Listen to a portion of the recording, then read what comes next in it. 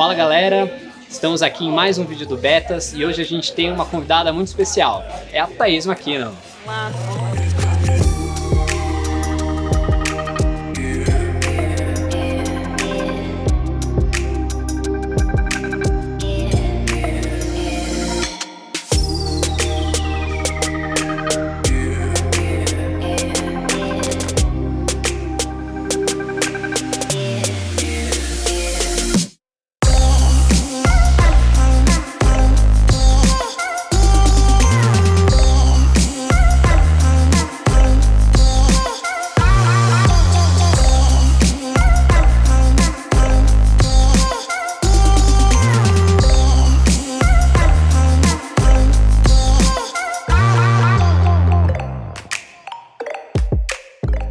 Então vamos começar um pouco com uma parte mais histórica. Queria saber como que você conheceu a escalada, como que isso surgiu na sua vida. Eu comecei a escalar por causa da minha irmã, principalmente, que quando a gente era criança, eu tinha uns 9, 10 anos, ela tinha uns 14, 15 anos, a gente estava na Pedra do Baú fazendo uma trilha junto com meus pais, então a gente já gostava de se enfiar no meio do mato e tudo mais, e ela viu um pessoal escalando. E ela pediu pro meu pai pra ver se tinha algum curso, alguma coisa que ela pudesse fazer pra aprender a escalar, que ela achou incrível. Então nesse ponto eu agradeço minha irmã por ela ter se interessado tanto, tão nova, né? Sim. E meu pai tinha um amigo de faculdade que dava curso de escalada, então também teve essa coincidência. E ele conseguiu rapidinho um curso pra minha irmã fazer. E minha irmã adorou, achou sensacional.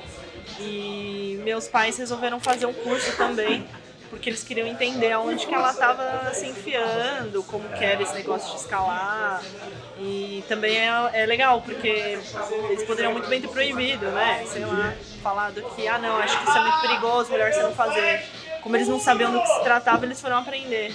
E aí eles gostaram muito também. Então a gente começou a frequentar 90 graus, né, na época. E porque é o que dá em São Paulo, é meio difícil, né, ir pra rocha, assim, durante a semana, principalmente.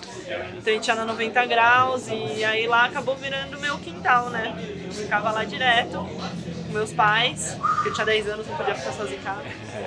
Então foi bacana, foi assim.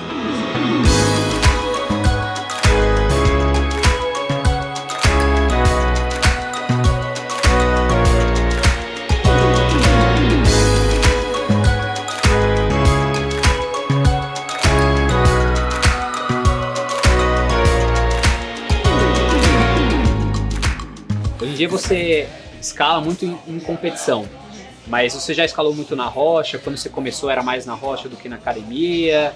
Como é que foi isso, assim, tipo, como foi sua experiência na rocha? Logo no começo a gente ia mais no ginásio, eu e minha família, que era mais prático, mais seguro também. Sim. A gente no ginásio. E aí com o tempo a gente começou a aprender mais as coisas, ir pra rocha e a gente fazia via esportiva principalmente, né? E eu lembro que eu gostava bastante, mas eu vou ter que confessar que eu gostava mais de ir, levar meu lanche, ficar sentada na base da via. Mas é porque eu gostava do contato com a natureza, assim. Eu gostava de escalar, mas eu não gostava de ficar me matando na pedra. Entendi. Malhando a via, assim. Não, eu não tinha esse mindset, assim, ainda, né? No começo, eu gostava de tentar as vias, mas assim, nada demais. Mas eu sempre gostei muito do ambiente, de escalar na rocha. Sempre adorei. De você, desde o começo, assim, de você, sei lá, preparar sua mochila, fazer seu lanche, contar os equipamentos que você tá levando. Eu sempre gostei dessa parte. E de caminhar até a base da via, eu não gosto tanto, mas também acho que é interessante, é legal passar por isso, né? Então eu sempre gostei muito de tudo isso, desse meio, assim. E aí, mas realmente hoje em dia eu tenho participado muito mais de competição.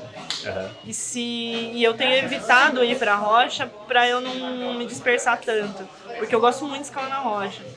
Principalmente em São Bento do Sapucaí, né? Que foi onde a gente viu a escalada a primeira vez. Sim. E é onde eu gosto muito de escalar. Gosto muito de escalar. Então teve alguns anos, acho que sei lá, foi 2016, eu tava mais em São Bento do que em São Paulo. A gente ficava brincando, falando que eu passava o final de semana em São Paulo pra depois poder escalar em São Bento, que é a minha cidade. Entendi.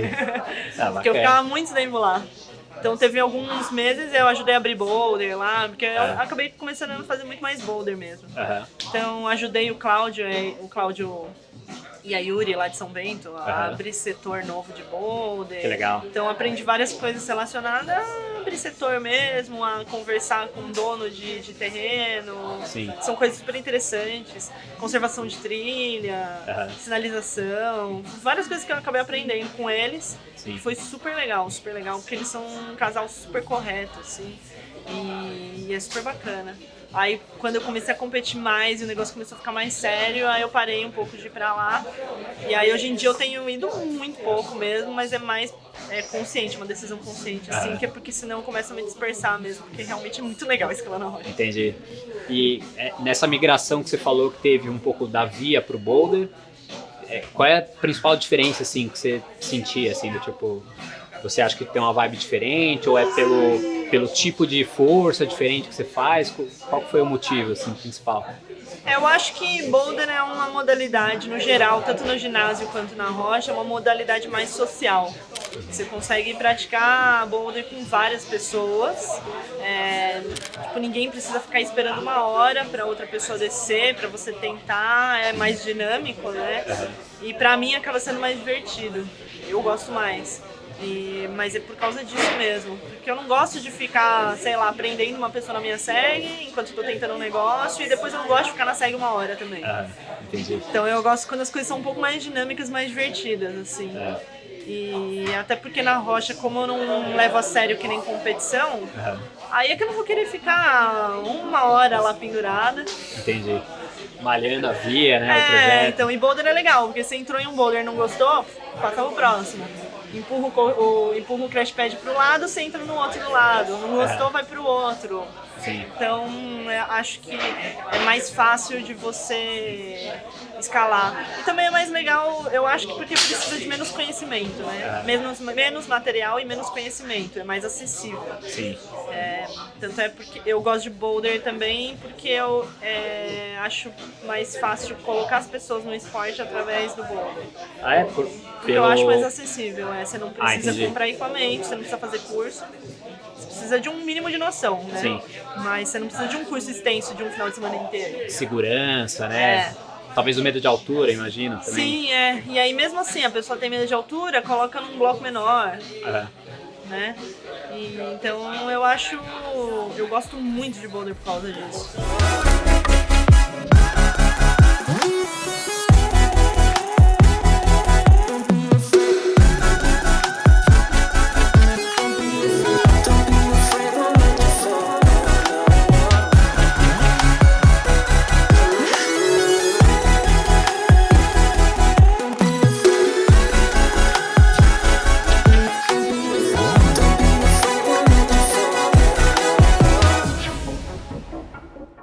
E imagino que, assim, essa questão da quantidade de mulheres participando de campeonato já melhorou bastante, assim, de uns anos pra cá.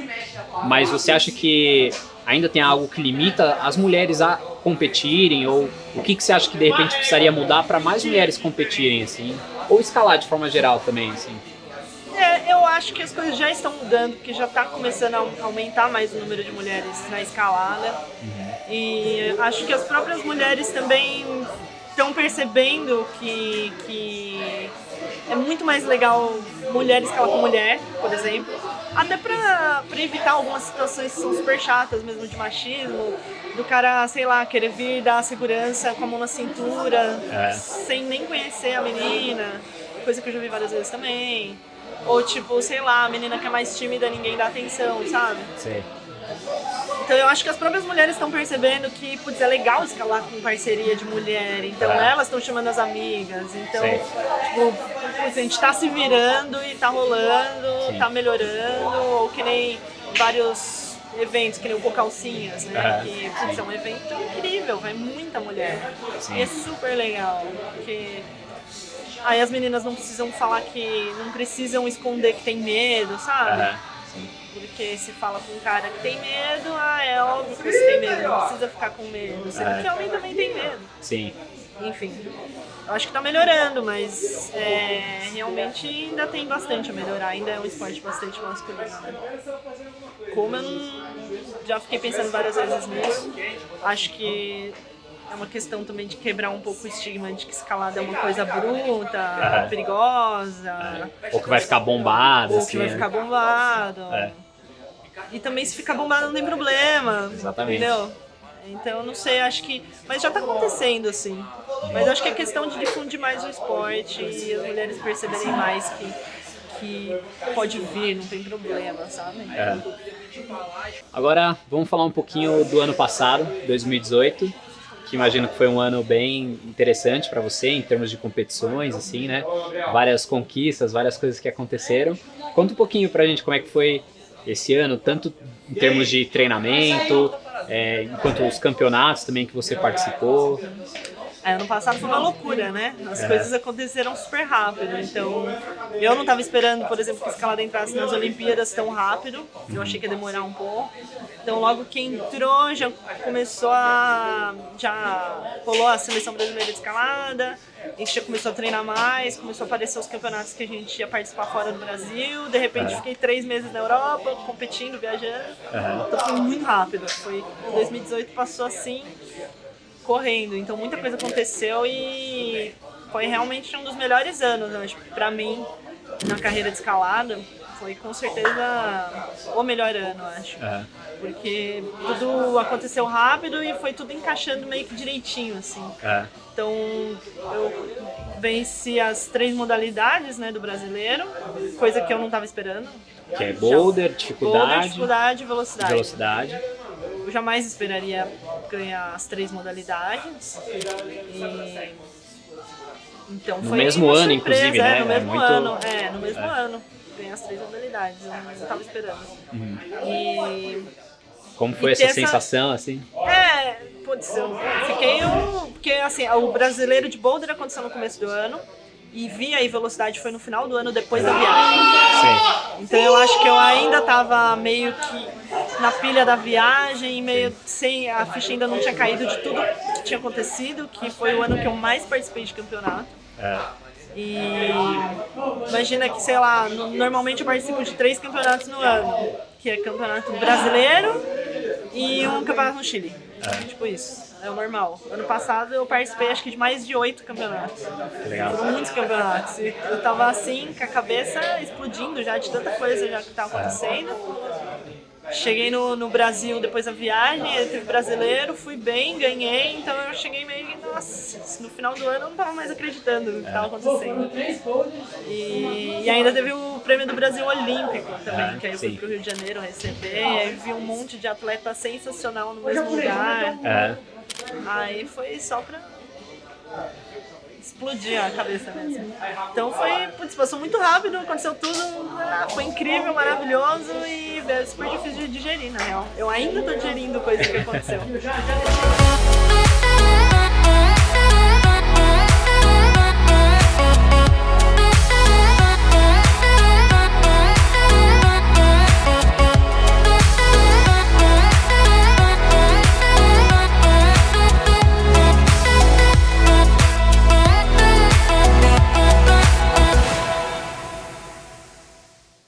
Então, pelo que eu entendo, você já se tornou atleta profissional já há um tempo.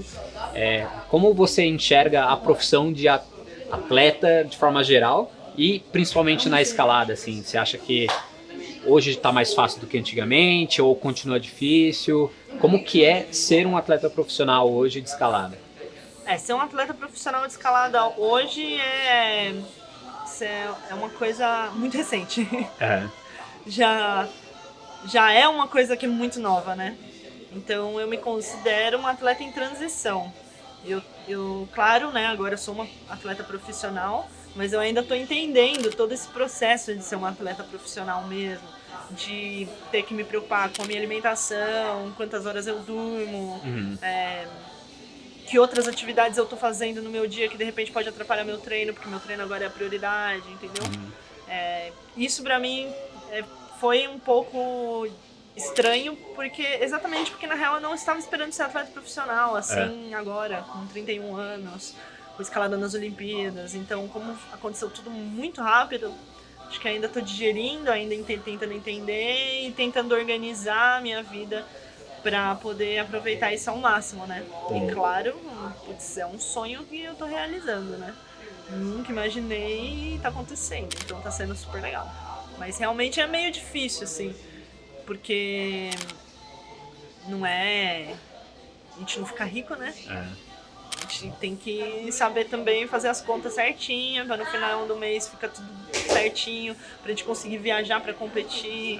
Então, não sei se você já viu, assim, também Felipe Rô faz rifa, faz bazar, vende coisa. Então, né, realmente a vida não está ganha. A gente continua tendo que correr atrás de muita coisa, exatamente pela escalada ser pequena, não tem como a gente conseguir de uma hora para outra mudar de vida por causa disso, né? Agora, fora da escalada, quais são os seus hobbies ou que outras atividades você faz hoje ou que você fazia antes de colocar mais foco na escalada? Eu fiz faculdade, né, de artes visuais. Porque não contente com um esporte que é difícil de ganhar dinheiro, aí eu resolvi escolher uma carreira também que é difícil de ganhar dinheiro. Mas não, eu gostei muito de fazer a faculdade e eu gosto de desenhar, gosto de fazer ilustração. Tanto é que várias vezes quando eu vendo coisa para juntar dinheiro para viajar, também tenho meus desenhos no meio. Eu também gosto de postar foto dos meus gatos. Uma coisa que eu adoro. Então eu acho que é mais isso mesmo. Eu gosto muito de arte, na real. Então eu gosto de visitar museu. Essas viagens que eu fiz ano passado, toda vez que eu tinha uma oportunidade, assim, um dia de descanso de treino, eu ia visitar algum museu também. Mas é mais por causa da minha faculdade mesmo, né? Eu gosto bastante de arte. Você tem um Instagram, né, com as seus Tenho. desenhos. Que eu tava atualizando pouco exatamente porque eu tava treinando muito. E não tava desenhando nada. Mas eu sinto falta e em algum momento tem que voltar. Eu sempre faço isso. E aí eu tenho meu Instagram de desenho, que é @maquinoberg, que era uma brincadeira da minha faculdade. E o meu Instagram de escalada é outro. Eu gosto de separar as coisas pra eu poder ter liberdade de eu postar 1 zilhão de desenhos se eu quiser, sem nenhum escalador ficar com o saco cheio. Entendi, sim. Hoje no Instagram tem essa questão dos nichos, assim, né? Então é importante. Imagino que até, por exemplo, para a mudança de você se tornar profissional, assim, no Instagram, de algum jeito deve refletir, assim, né? O que você mostra, assim, claro. Até para os seus patrocinadores, Sim. assim, né? Por exemplo, no meu Instagram normal, que tem mais coisas de escalada mesmo. Se eu, por exemplo, eu não fosse atleta profissional, provavelmente eu ia ter só foto de desenho e de gato. E uma outra foto de escalada, assim. Tem um monte de foto de gato. Metade ia ser só o meu gato cada hora numa posição, assim, mas o mesmo gato. Qual é que é o nome do seu gato? Eu tenho o Chilique, que é um gatão brancão, assim, grandão, todo bobo. E o Kylo, que é o mais novinho, que a gente adotou faz pouco tempo, que é um malhadinho, bebê. Que é o do Star Wars. É o vilão do Star Wars, aquele é igualzinho o vilão do Star Wars. Legal. E agora, para finalizar, o que você diria tanto para as novas gerações de escaladores que estão pensando em competir ou que têm um sonho de se tornar profissionais, e também para os escaladores mais amadores que pensam em melhorar na escalada como diversão? O que você tem a dizer para essa galera toda? Eu ia falar uma outra coisa, mas eu lembrei de uma coisa agora que eu acho que talvez seja mais importante. Foi uma citação que eu vi esses dias que minha irmã me mandou e que eu esqueci de quem que é, porque minha irmã me mandou e eu não prestei atenção, só foi a frase, e que eu acho que é uma boa. É que é mais fácil ser um bom escalador do que uma boa pessoa. Isso é verdade.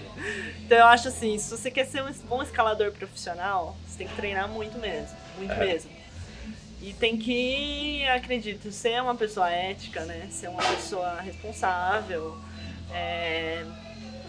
ter um mínimo de noção com as outras pessoas com quem você convive, os seus adversários de competição, ou não também, qualquer pessoa que você encontrar no seu caminho, né? Mas eu acho que isso serve para qualquer um, em qualquer momento, no dia a dia, no geral.